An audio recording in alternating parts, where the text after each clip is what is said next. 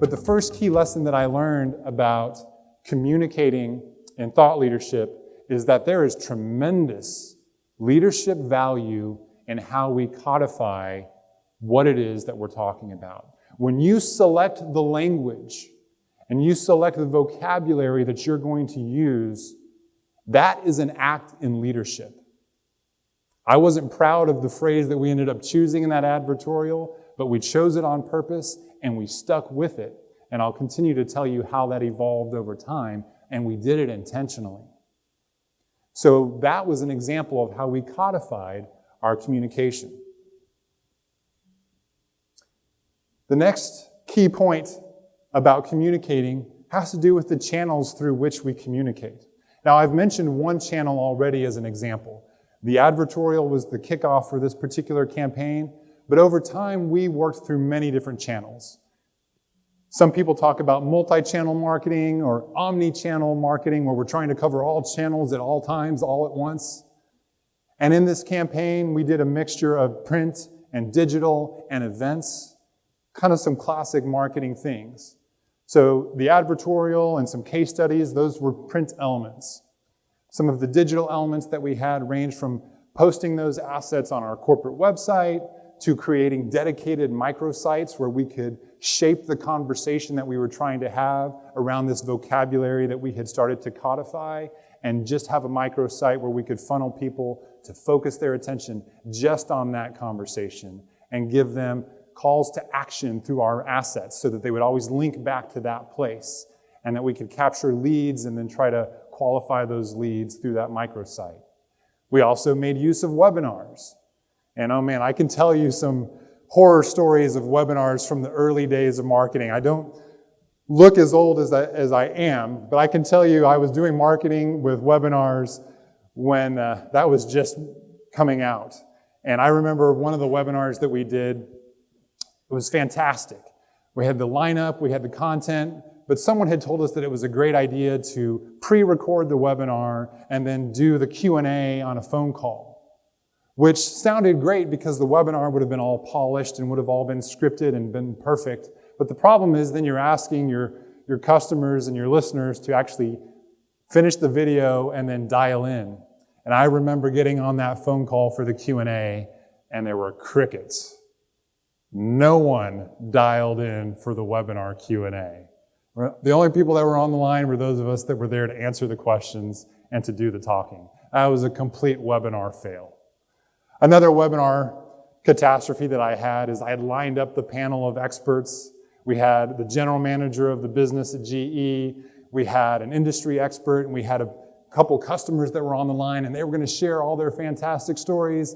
And when it came time for the webinar to go live, there were over 250 customers on the line, and the webinar service couldn't connect the speaker line with the participant line, and we could never get the two together. And after 10 minutes of trying to solve the problem technically, we finally had to let the operator get on there and say, "Sorry, customers, thanks for showing up. We're going to have to reschedule." And then I had to walk into the GM's office and hang my head and be like, "Really sorry for that one."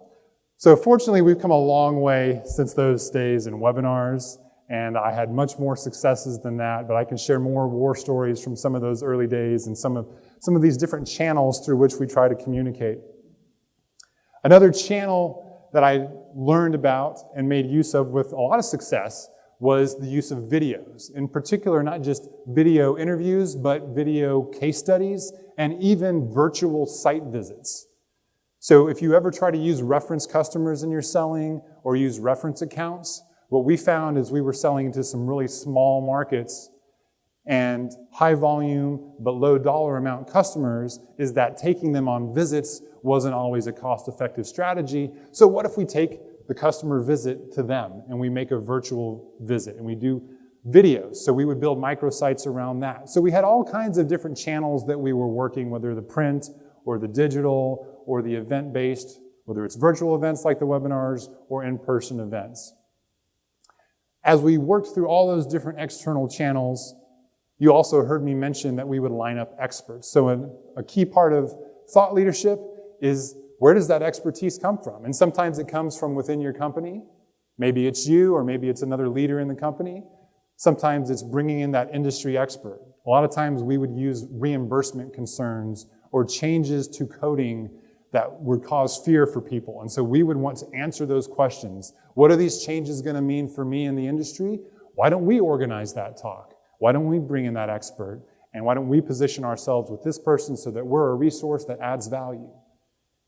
And as I mentioned, sometimes those experts are your customers. They're the early adopters.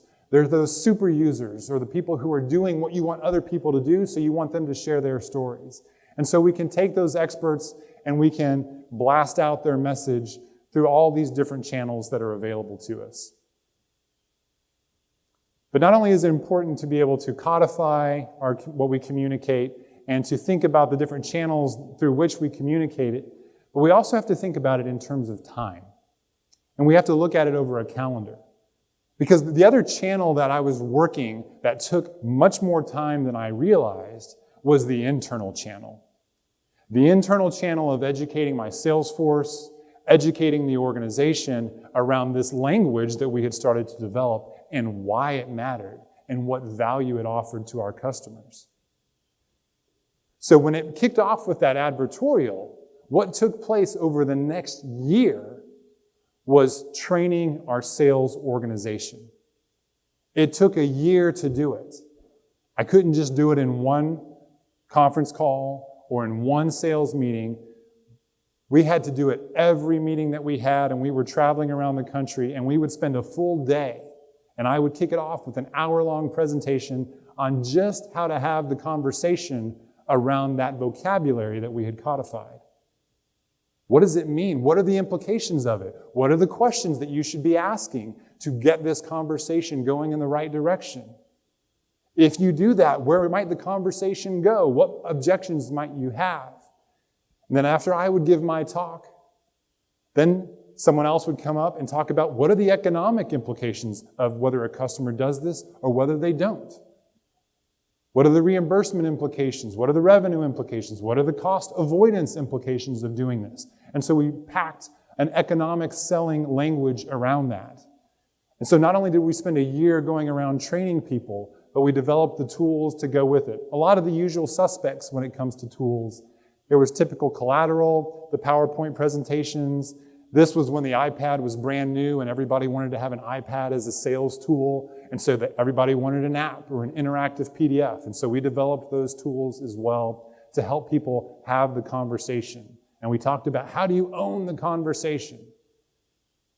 We developed an economic calculator where our sales reps could plug in a couple of different numbers and then it would generate a report that was customized to their account that would help them articulate and present to their customer the potential economic implications of where they were today and where they could be if they improved on some of the things that we were trying to sell them to be able to do, that we thought we could differentiate our company on.